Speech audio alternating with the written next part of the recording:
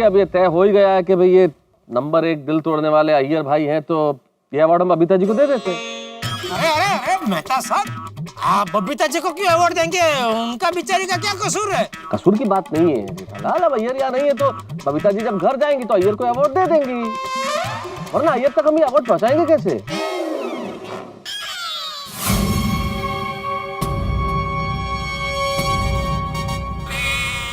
अय्यर भाई तक अवार्ड पहुंचाने की जरूरत नहीं है मेहता साहब। अय्यर भाई खुद अभी के अभी स्टेज पर आएंगे और अवार्ड का स्वीकार करेंगे। कैसे देंगे अवार्ड अय्यर भाई के हाथ में ही देंगे। 1 मिनट। कहाँ है अय्यर भाई? 1 मिनट।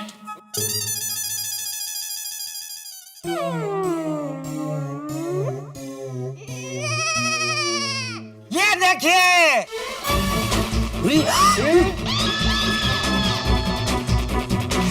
यहाँ है अय्यर भाई। आओ इधर। अय्यर तुमने तो हद कर दी भाई। अय्यर तुम छुप क्यों रहे थे? अरे बबीता, एक्चुअली मैं तुम्हारे लिए कोई कविता नहीं लिख सका, इसलिए चुप गया था। अय्यर, आज मुझे पता चल गया कि तुम मुझसे बिल्कुल प्यार नहीं करते हो। तो सुनो बबीता जी, अब इनसे बात करने का कोई मतलब नहीं है। अवार्ड देके खत्म करो। चलो बच्चा, आइए ऊपर आइए। अवार्ड दीजिए। खड़े हो जाओ इधर। अय्यर यार क्या किया? बबीता जी आइए।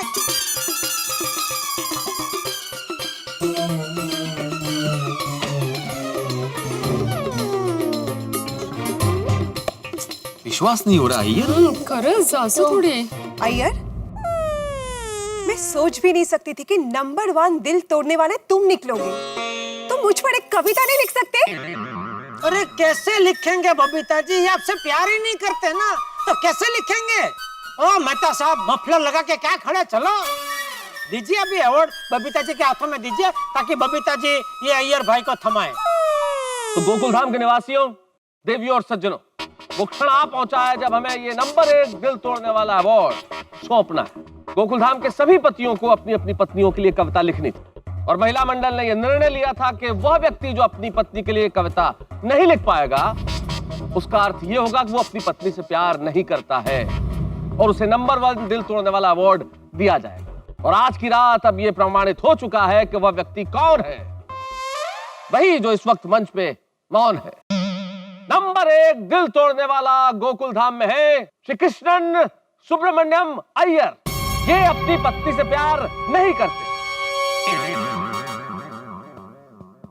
और ये नंबर 1 दिल तोड़ने वाला अवार्ड उन्हें सौंपना चाहता हूं। इसलिए अनुरोध करता हूं उनसे जिनका दिल टूटा है कि वो अपने हाथों से उन्हें ये अवार्ड दें जिन्होंने इनका दिल तोड़ा है।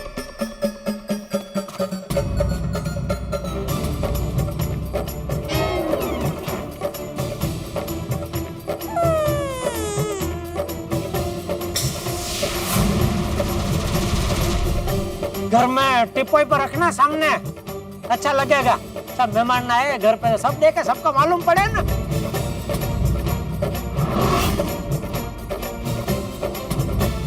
दोस्तों, शायद ये पहला ऐसा अवार्ड फंक्शन होगा जिसमें अवार्ड मिलने के बाद भी कोई ताली नहीं बजा। अरे मैं बजा रहा हूँ क्या? मैं बजा रहा हूँ ना।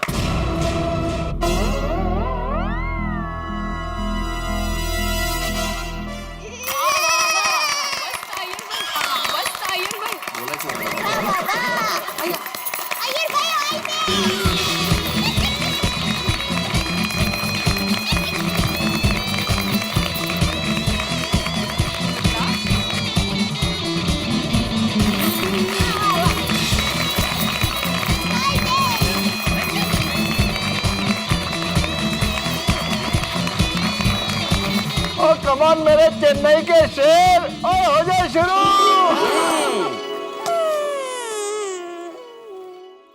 All the best Iyer. Thank you.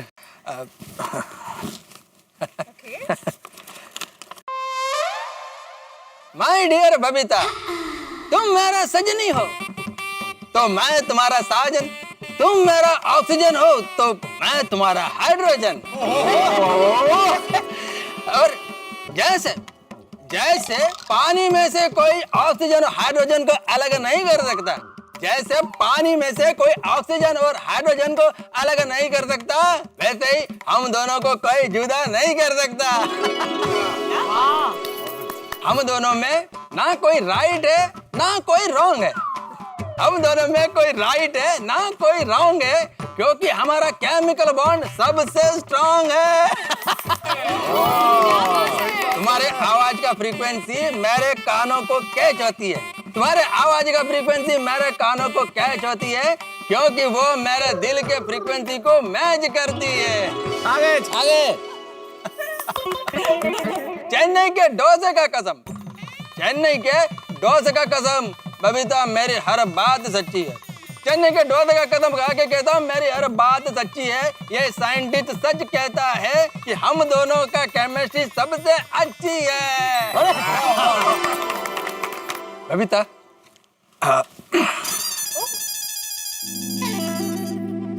Babita, मैं तुम्हारा जान हूँ, तुम मेरा जानम हो। मैं तुम्हारा मेंदू वड़ा तो तुम मेरी चमचम हो। कोमल, कल फिर मेदू वड़ा और चमचम हो जाए। Of course. Thank you. तुम मेरा अल्फा बीटा गामा थीटा हो। बबीता, तुम पर क्या कविता लिखूं? तुम खुद एक कविता हो। वाह, एकदम साइंटिफिक।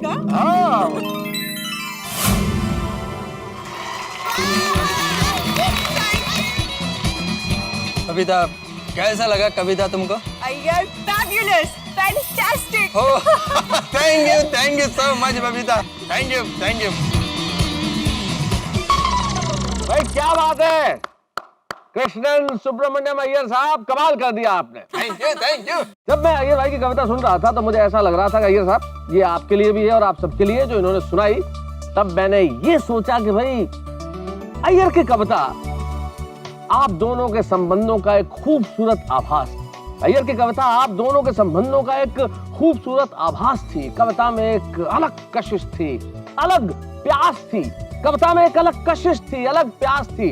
अल्फा था, बीटा था, गामा था, थीटा था, हाइड्रोजन, ऑक्सीजन। अरे कविता थी या विज्ञान की क्लास थी? लेकिन साहित्य में विज्ञान का यह समागम बड़ा कमाल का है। जोरदार तालियां। बहुत बढ़िया अय्यर भाई। और सबसे बड़ी चीज मुझे खुशी है कि अभी तक मेरे किसी दोस्त को ये नंबर 1 दिल तोड़ने वाला अवार्ड नहीं मिला और भगवान करे किसी को मिले भी नहीं। तो भाई विज्ञान की बात तो मैंने कही आपसे कि आपकी कविता में विज्ञान की क्लास लग रही थी, लेकिन अय्यर भाई ऐसा महसूस हो रहा था जब आप कविताएं पढ़ रहे थे कि आप वैज्ञानिक नहीं, आप सचमुच कवि। तो बबीता जी की मोहब्बत में पगी हुई आपकी ये जो कविता थी, तब मुझे सूर्य कुमार पांडे जी की 2 पंक्तियां याद आ गई। इक्का तांगे की तरह एक वाहन होता है, उसे कहते हैं, जिसमें एक घोड़ा लगता है। तो वो कहते हैं कि तुम्हारे गाल के गड्ढे हैं मेरी शहर की सड़कें, तुम्हारे गाल के गड्ढे हैं मेरी शहर की सड़कें, फंसा जो इश्क का इक्का निकाले नहीं निकला। तो ये जो इश्क का इक्का फंस गया तो फंस गया, लेकिन अब इस स्टेज पे कौन आके फंसने वाला नहीं, फंसने वाला नहीं है, वो ऐसी कविता सुनाने वाला है कि हम सब उस कविता की प्रेम में फंस जाएंगे। तो आप आ रहे हैं हमारे बीच में दोस्तों। आज सामने देखिए, वो दिल है, वो लाल है, इस मंच पे जो गुब्बारे हैं वो लाल है। सोनी भाई आपकी पगड़ी लाल है, हाँ अय्यर भाई आपकी जैकेट लाल है, और सब कुछ चारों तरफ लाल ही लाल है, और इधर पोपट लाल है।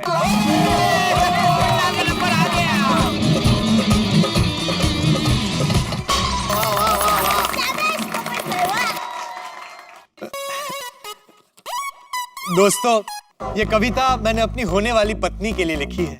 वो फिलहाल तो सिर्फ मेरे सपनों में है, लेकिन मुझे यकीन है कि इस कायनात में वो जहां कहीं भी होगी, आज मेरे दिल की आवाज इस कविता के जरिए उसके दिल तक जरूर पहुंचेगी।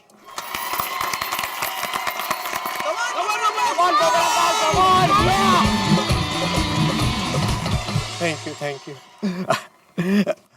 गौर फरमाइएगा, मेरे सपनों की रानी कब आएगी तू।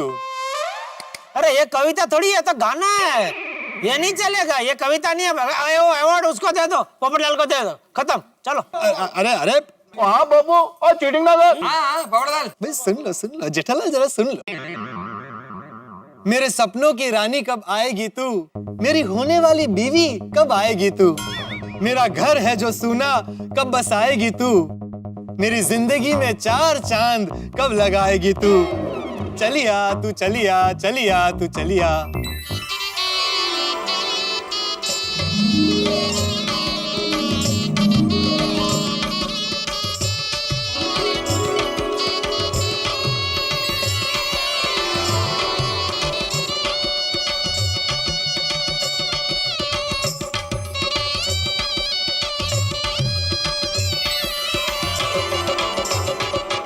तेरे आने से मेरे जीवन का हर दुख छोटा हो जाएगा और तेरे हाथ का खाना खाकर ये पोपटलाल हाथी जैसा मोटा हो जाएगा। मेरे किचन में चिमटे को, पतीले को, थालियों को तेरा इंतजार है। मेरे घर की चाबियां तेरे पल्लू में सजने को बेकरार है। तू भी कब तक अपनी टुकड़ों सी जिंदगी में यूं अकेले रह पाएगी। मेरी दया भाभी सच ही कहती है, तू बहुत जल्द मेरी जिंदगी में आ जाएगी। अब ये रात, ये चांदनी, ये तारे सब पुकार पुकार कर कह रहे हैं, मैं और मेरा छाता बेसब्री से तेरा इंतजार कर रहे हैं। मेरे सपनों की रानी कब आएगी तू, मेरा घर है जो सूना कब बसाएगी तू, चलिया चलिया चलिया तू चलिया। तेरे बारे में जो भी सुनूं सब सही लगता है। सोडा शॉप पर दोस्तों का मजाक भी बुरा नहीं लगता है,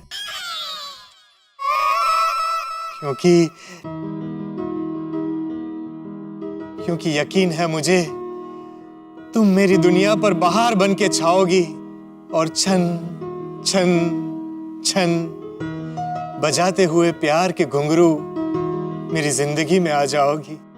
मेरे सपनों की रानी कब आएगी तू, मेरा घर है जो सूना कब बसाएगी तू, मेरी जिंदगी में 4 चांद कब लगाएगी तू, चलिया चलिया अब तो चलिया।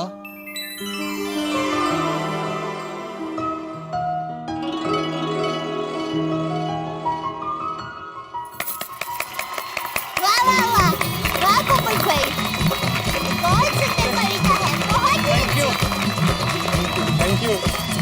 थैंक यू दोस्तों, थैंक यू।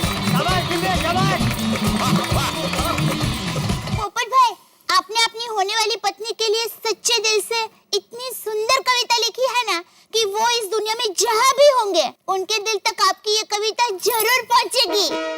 थैंक यू दया भाभी, थैंक यू। एकदम सही कहा दया भाभी।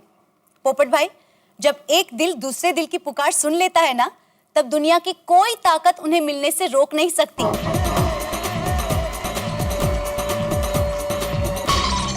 पोपटलाल, सबसे पहले तो मैं तमाम मित्रों की ओर से क्षमा चाहता हूं तुमसे मजाक करने के लिए। हालांकि मजाक करना अगर हम बंद कर देंगे तो मित्र नहीं रहेंगे, लेकिन तुम्हारी कविताओं के आज इस भावुक पक्ष ने हम सभी को सोचने पे मजबूर किया कि अकेलापन कितना खलता है।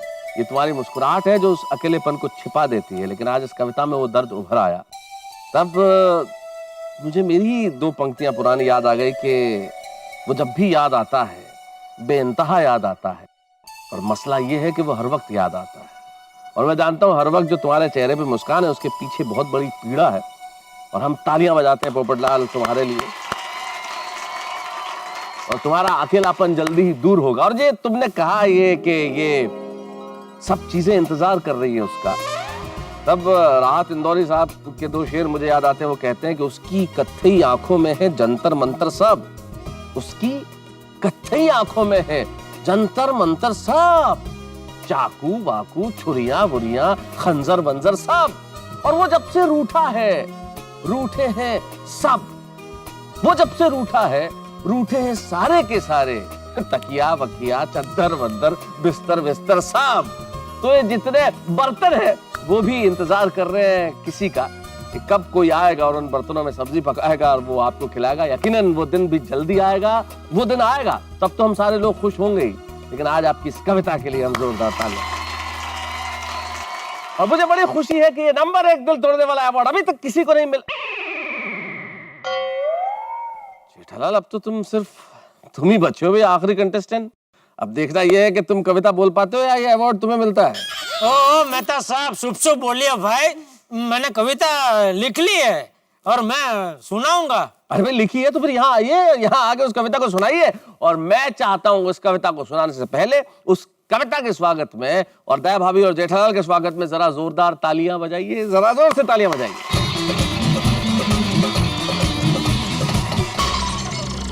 सुनाइए। पापा all the best, come on. एक मिनट जड़िया, क्या हुआ बापूजी? तू चालू कर, मैं आता हूँ। हाँ हाँ थैंक यू बापूजी। मतलब संभल के जाइए, संभल के जाइए।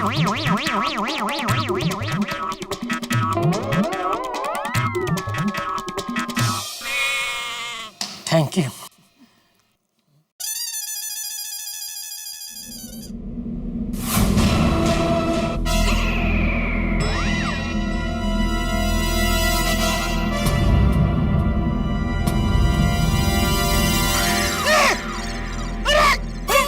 उत्तरी अरे मेरी कविता, मेरे को पानी डालो, मेरी कविता। अरे कभी क्या कर रहे हो आप? आपका हाथ जल जाएगा। अरे लेकिन मेरी कविता।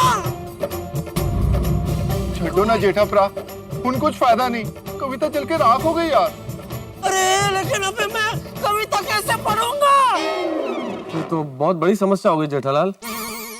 क्या जेठालाल, ऐसे कैसे पेपर जुड़ गया? तुमको ठीक से पकड़ना चाहिए था।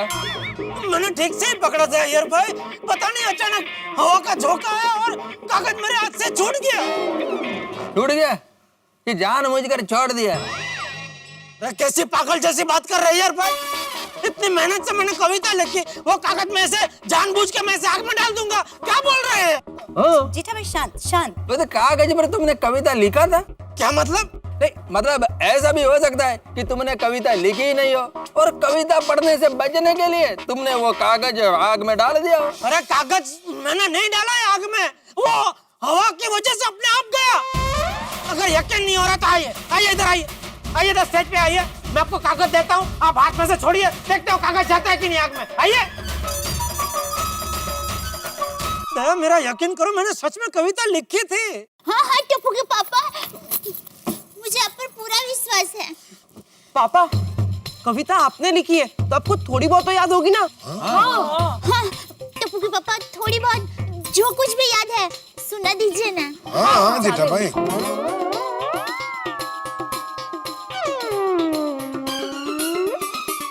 कुछ याद नहीं आ रहा है दया, मुझे इस वक्त कुछ याद नहीं आ रहा है। इसका मतलब जेठालाल तुमने कविता लिखा ही नहीं है, क्योंकि अगर तुमने कविता लिखा होता तो तुमको कुछ तो याद होता ना। मैंने कविता लिखी है। तो फिर बोल। मेरे को लगता है हमको गिनती चालू कर देना चाहिए। अरे एक मिनट, इतनी जल्दी क्या गिनती चालू कर देनी चाहिए? एक मिनट रुको भाई। सॉरी जेठालाल। 1 अरे 2 3 4 5 6 7 8 9 और 10 नंबर 1 दिल तोड़ने वाला अवार्ड मिलता है मेरे परम मित्र जेठालाल को। भाई मेरे दोस्त के साथ भी इतनी अजीबोगरीब घटनाएं होती है कि आप सोच नहीं सकते। अब देखिए ना, कविता का कागज जा गिरा आग में और भस्मीभूत हो गया। एक मिनट, आप कहीं ऐसा तो नहीं सोच रहे कि भाई उस पे कविता लिखी हुई नहीं थी और कविता पढ़ने से बचने के लिए जेठालाल ने ये सब खेल रचा? भाई कुल मिला के विंटर पार्टी में से सर्दी तो गायब हो चुकी है और जेठालाल के पसीने छूट रहे हैं। कविता का ये खुमार अपने चरम पे है। अब देखना ये है कि ये दिलचस्प परिस्थिति और कितने हंगामे लेके आती है, ये जानने के लिए देखते रहिए तारक मेहता का उल्टा चश्मा। अगले एपिसोड में बहुत सारे हंगामे, बहुत सारे ठार।